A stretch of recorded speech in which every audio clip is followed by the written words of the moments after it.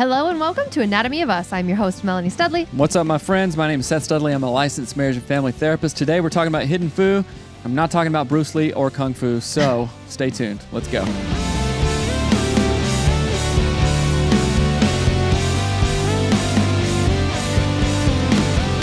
All right, hidden FOO. What the FOO is that? What the FOO? What the FOO is that? FOO, as you'll know, so we're celebrating FOOvember, right? We're going to talk about family of origin themed topics, how it, what implications it has, and how we show up in our marriage, and how it shows up in the holidays, right? There's all kinds of stress going on. Thanksgiving, in-laws, Christmas, this, or whatever. It could be Kwanzaa or Hanukkah or whatever you celebrate, birthday. right? Or nothing. Whatever you celebrate, right? But this is a time where families do tend to get together more often than not, and there's stress involved in that. So family of origin, I wish I had the definition, but basically it is the family, the ecosystem that you come from in your formative years, basically 0 to 18. It could be biological parents, it can be grandparents, it could be adopted parents, it could be aunts and uncles or whoever.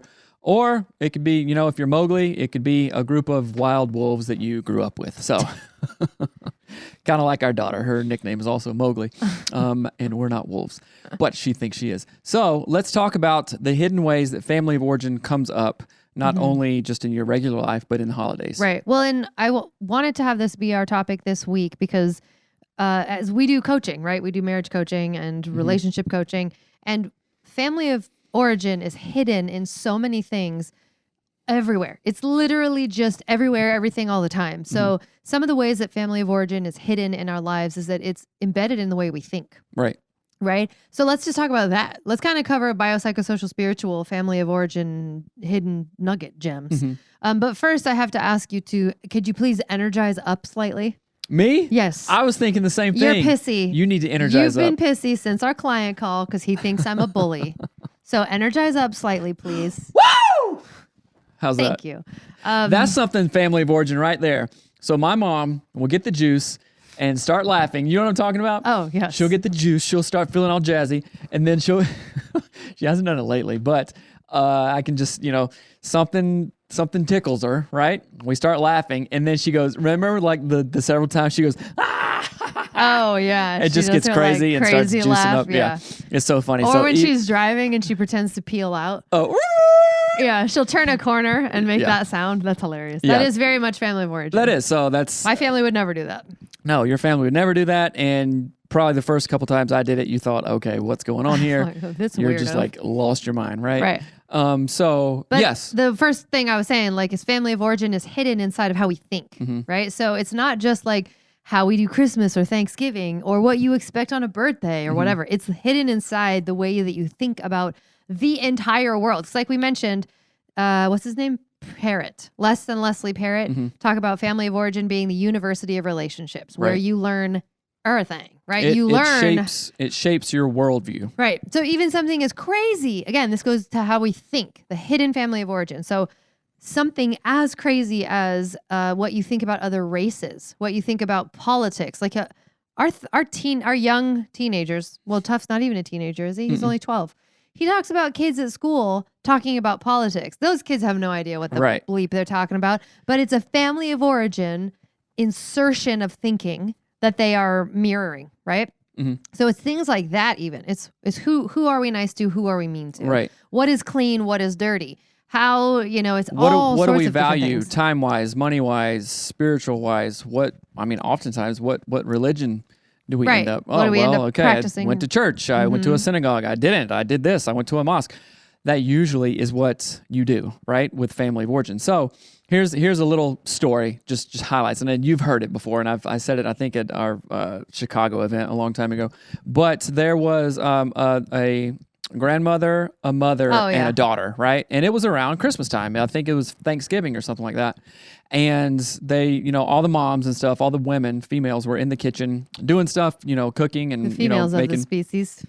The little understood female species that we've seen in the wild before, but we don't yet know what to do with them or how to harness their power. Show you what to do with them. But they are dangerous. Trust me. They are very dangerous. Tell the story. Anyway, the women are in the kitchen cooking, And oh man, I just got tickled. Anyway, the story is the women are in the kitchen cooking, and the little daughter, she's like 6, 7, 8 years old. She's like, "Hey, Mom, why do you cut off the ends of the roast before you put it in the thing?" And the mom goes, "Well, honey, that's just how we do it. That's how we prepare the roast. You put the onions and the rosemary and the spices and the potatoes and this, and you cut the ends off the roast and you put it in the thing." And, little girl was like, "Oh, okay." You didn't question it, right? Because when you're little, you're like, "Oh, Mom said, Dad said."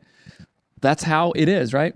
What are we doing? Using your microphone correctly. You're microphoning your chin. You're going like this. I'm listening. The roast. You're so critical. Anyway, the daughter just goes, "Okay, yep, that's how we do it." And then the mom got to thinking about it and was like, "Why do we do that? What's the deal?"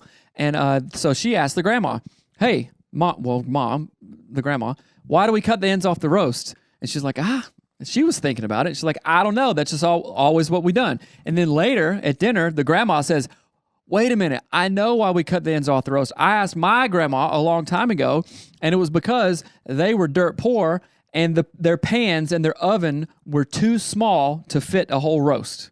So just think about that. Mm-hmm. One thing that got passed down from generation to generation that doesn't make it made sense at the time, then, yeah. But now our oven is huge, or we have pans, or whatever the thing.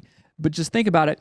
So if we learn things by that way that were done out of necessity 30, 40, 50, 60 years ago, and we're still doing them, makes me think, hey, what did I bring into my family of origin that made sense a long time ago, but doesn't make sense for us in the current current family of origin, right? So that's just a little story that illustrates the power of learning a lesson once or hearing something once and then just going and going and going and going generationally down. Right. So that is one of the things about family of origin. It's interesting too. There's a family of origin thing that just happened right this very second. If you noticed, Seth, if you're watching this, Seth was microphoning his neck. He was basically holding his microphone like this, talking with it literally touching his chin. Did you know you were doing that? It's a strategy. Did you know you were doing it? No. So I was simply saying, please talk like that, because you can you hear the difference? Yes. And you said what? I said, "Thank you. I love you." You said you're so... I said, "You're so critical." Critical. Right. So in my family, that's not critical. That's, oh, I'm doing it wrong. Thank you. Now I know. But in your family, like, you're telling me every single thing I've ever thought and done is not right. You're a critical B word. Mm-hmm. So family of origin. Family of origin. So FOO you right now. Uh-oh, you're mad now. Well, it's a little frustrating to try to help you audio engineeringly and have you call me critical.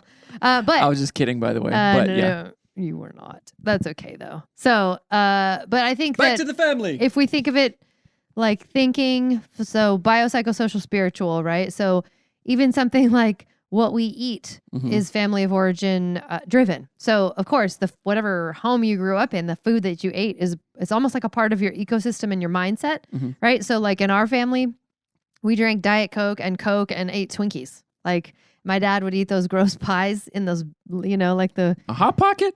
No, the pies. Oh, a Marie Callender pie. I don't think that it was that. You know what I'm talking about? I do, but I don't think it was like in a bag. Those nasty, they still sell them.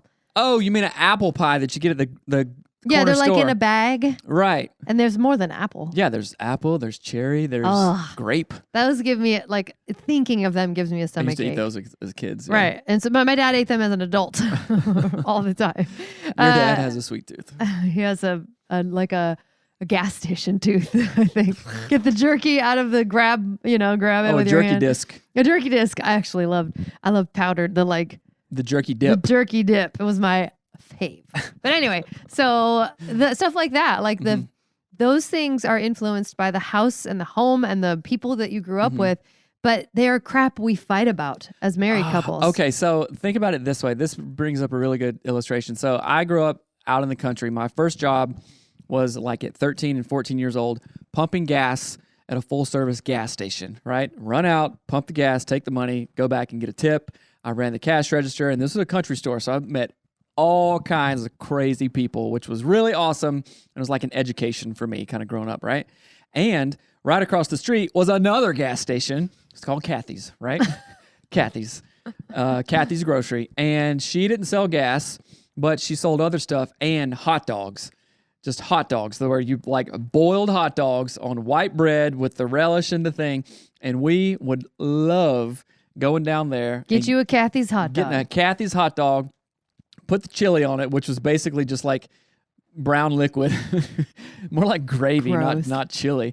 But no, it wasn't gross. It was so good. It's like, oh, let's go get lunch. Let's go get a hot dog and a bag of chips and a glass bottle of Coke, right? Mm-hmm. So like the pinnacle of Southern. Unhealthy and Southern. But there were a lot of good memories. Right. Like me and my buddies, we would literally ride bikes down to Kathy's, get a hot dog. They were 50 cents each. Kathy's. You know, That's such a funny name. Go to Kathy's, get a 50-cent Coke and a 50-cent bag of chips, have a full lunch for less than $2, right? And those memories and all that stuff is like, oh, yeah, that's what we do. Hey, kids, for lunch, we're having boiled hot dogs and gravy chili and a pack of chips. And you may be like, what is this? I'm gonna guffaw. And that would be the most normal thing for me, right? Because you're a kid, you ride your bike, you do this. It's super special, like a jerky disc is to you. Right. Like and Big that's League gross. Chew, Big League Chew, and a Charleston Chew, and all this stuff. Not only family of origin, but the people that our parents knew that we would see the adults of down at the store and how those people influence our lives, good or bad kind of thing. Right. We bring that into our family of origin right now. Well, and think about even that the relationships that your parents had within your family of origin set the tone for what you believe relationships should be. Right? Let's stick on that for a minute. That's why I brought it up. That's a good one. So in my family of origin, we didn't have we had some neighborhood friends, but not that would like come over a bunch, meaning the parents. My parents didn't have friends over a lot that I can recall. Now I could be remembering it incorrectly, but I don't think I am. My parents are hermits. But they slowly had less friends over time that would come over and do anything.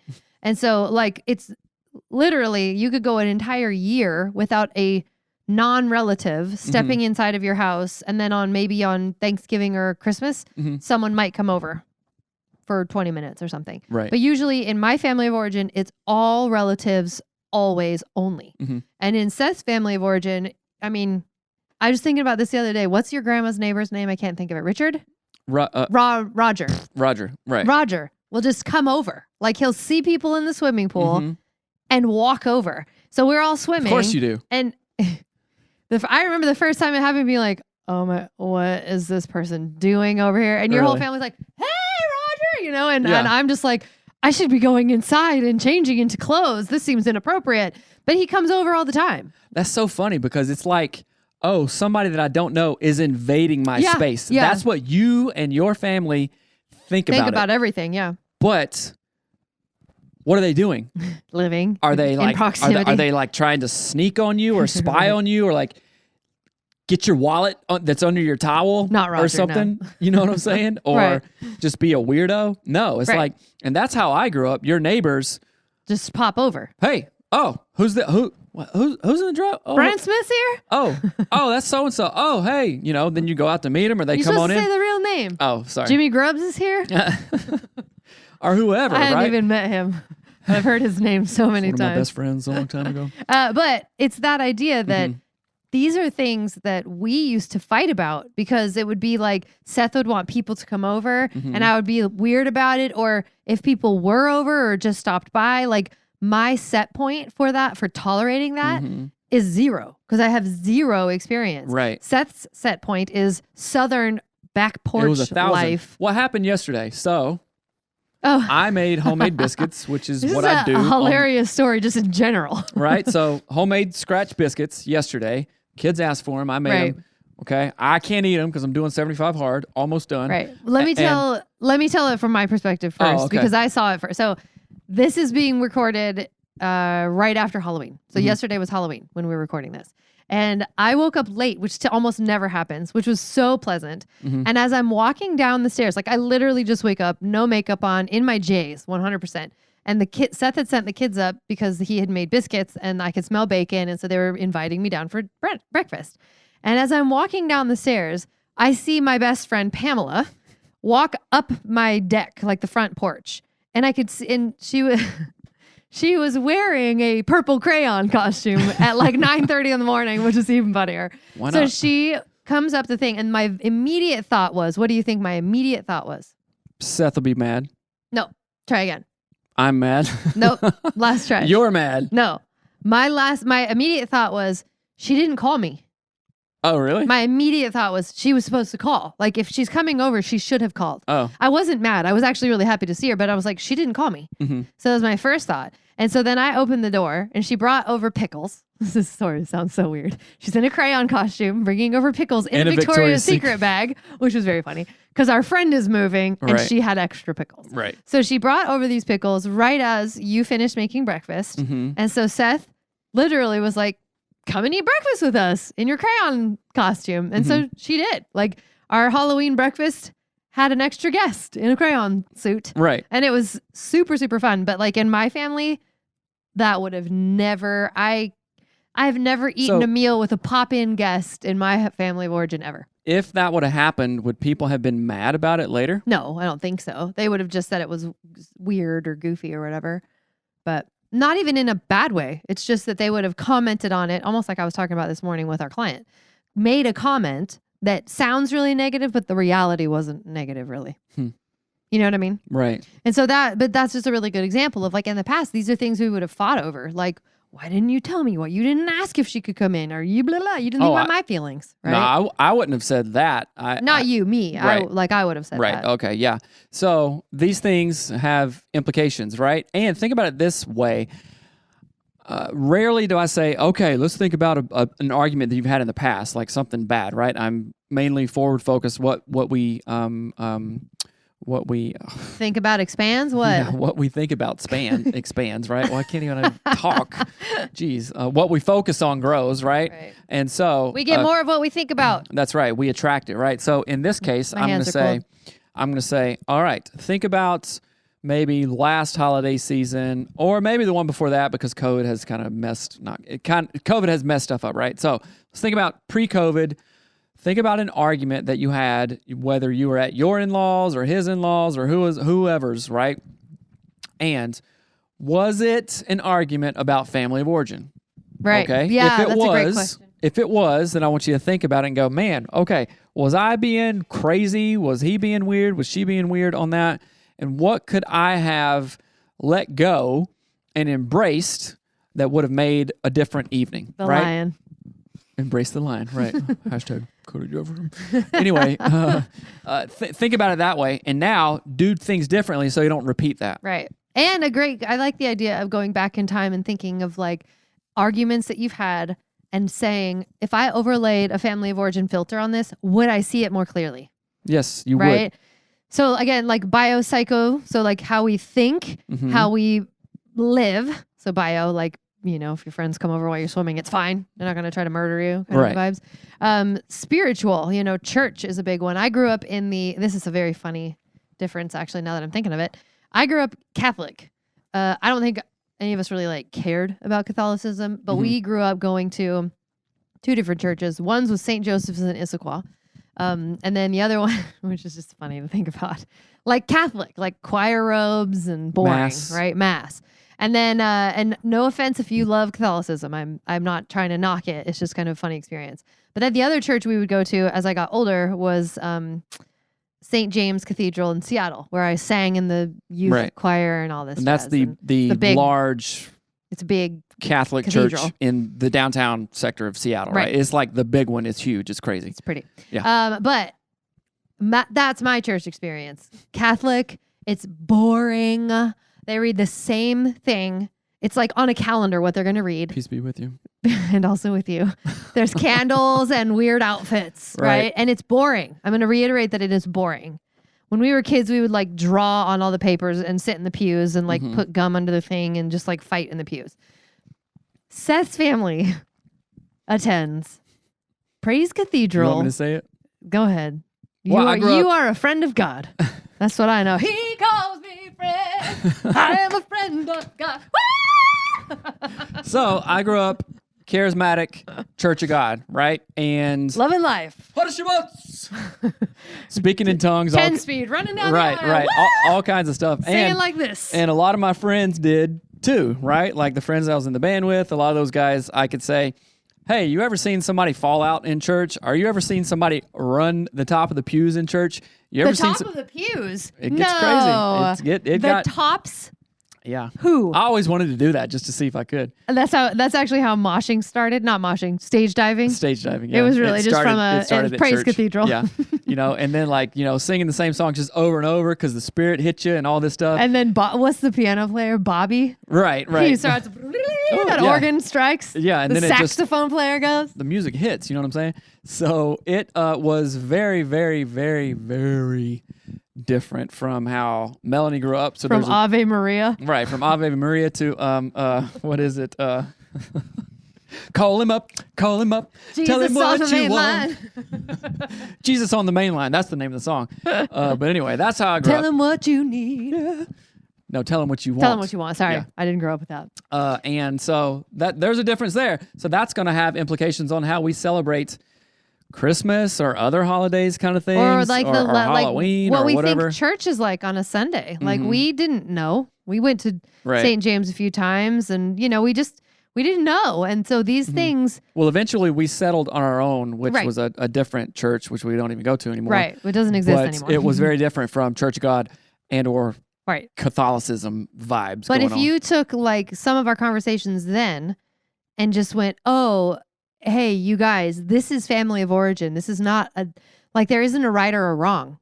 It's a different. Right. Like it's just different, right? My experience is this. And so in my brain, that's like if you think of like your life as a fill-in, like a coloring book, a big portion of my outline is Catholicism, family of 5, Native American, even though I don't look like it. All of that stuff is a part of my outline. But then we need to fill it in, you and I, with the rest of the colors of us. Let's do an exercise here, and so you guys think about this for your own family, for you and your spouse. So my version of, I'll just use Christmas as an example. My version of Christmas. Christmas in the Northwest. Nope, not that. Christmas in the Southeast is what mine was, right?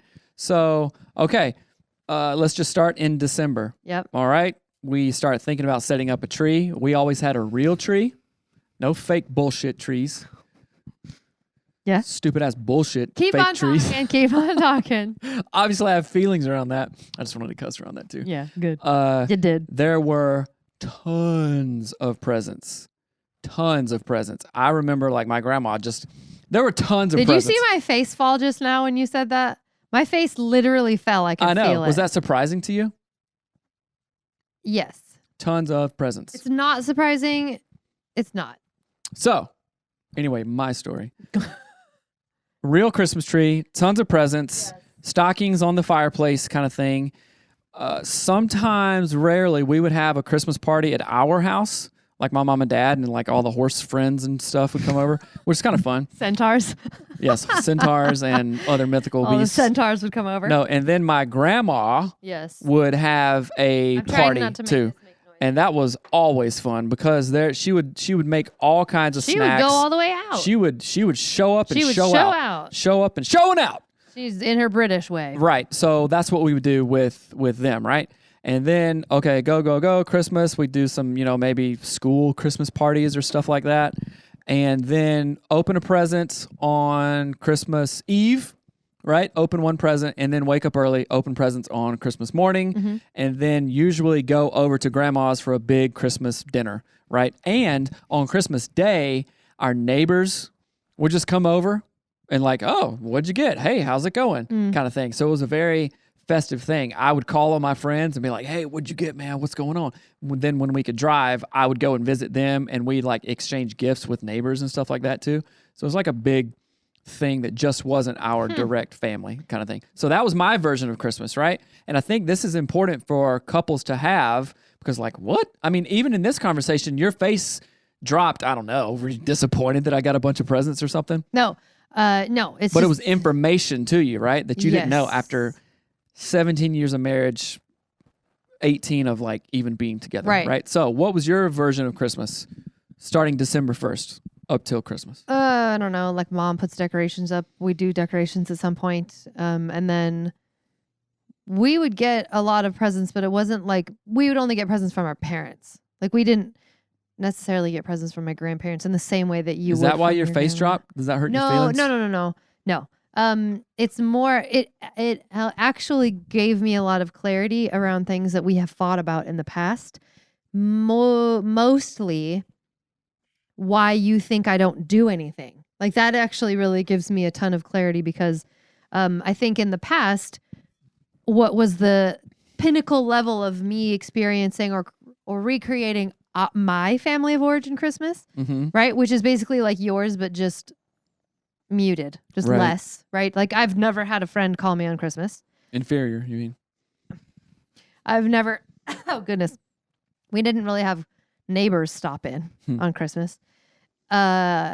So that's really different, but it helps me see that even my best version of Christmas to you is like the worst version of your Christmas, like the least you could do, right? Right. So even my pinnacle of Christmas experience is not even touching the lowest bar of your Mm-hmm. standard Christmas experience. So Mm. that is giving me insight because you would complain Mm-hmm. about basically everything always, that it was never enough. Like it was never enough. It was never enough words. It was never enough gifts. It was never the right gift. It was never, Right. I never think enough about you. I never do. It's always that. It's always that same, my like butt's on fire now. The What heater, are you? the heater's like super hot. But that is really insightful for me because it is clarifying. It's almost like my family has muted everything down, like turned the volume down by Mhm. a jillion, and your family is the complete opposite. So even you just saying like, we got like a ton of presents. Well, it's not even turned up. It was never like it. Compared It to was mine is never what I'm up saying. here. You never go, okay, we're muting this, and then like my family never decided to like turn up the volume and like. No, I know, but Kick it. compared to each other is what Right, I'm okay. kind of what I'm getting at. Is Mhm. like ours is like muted and yours is like hyper sonic or whatever. Mm. And that says a lot about our entire relationship, not just Christmas. Again, this is like the hidden family of origin stuff. Like Mhm. it's woven into everything that my peak is the lowest on your meter, right? Like I'm revving at 1,000 Mhm. on mine, but on your engine, it's like 1. Barely warm. It's barely warm. And that makes a big conflict overlapping a ton of different things Mm-hmm. in our marriage. So if this feels like it applies to your marriage, we encourage you to dive deeper and ask the questions like, is this thing that we've been fighting about really just family of origin and Mhm. not you're dumb and I'm smart and you're dumb or whatever? Right. Right. I want listeners to do that exercise that I Right. literally designed off the fly. Hey, what was your Christmas experience? Not on the fly, off of the fly. Well, you don't want to be on a fly. They're gross. And Fly stinky. was buzzing and he designed it off of the fly. Off the fly, right? And from December 1 to December 26th, growing up, young years, teenage years, what was the norm for you guys? Well, I don't know. Dad got drunk and then every Christmas was a shit show. So I don't know. That's what I'm used to. Right. Right? Because you're going Right. to do that. Or it'd be like, yeah, Christmas is not fun at all. Right. Yeah. Kind of thing. I found, I can go into that later. But I want you guys to do that exercise. Right. Because even in real time, Melanie learned about something Yeah. Just now. that has implications for how we celebrate holidays and also how we do other stuff Everything. in our Life. life. Right. Right. So you guys, again, this show is brought to you by BetterHelp.com/us. Christmas is coming. The goose is getting fat. Oh gosh.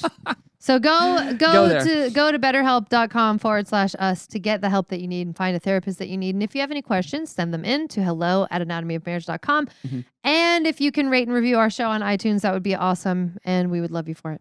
iTunes. Anyway, have a great rest of your day. All right, guys. We'll talk to you later. Goodbye.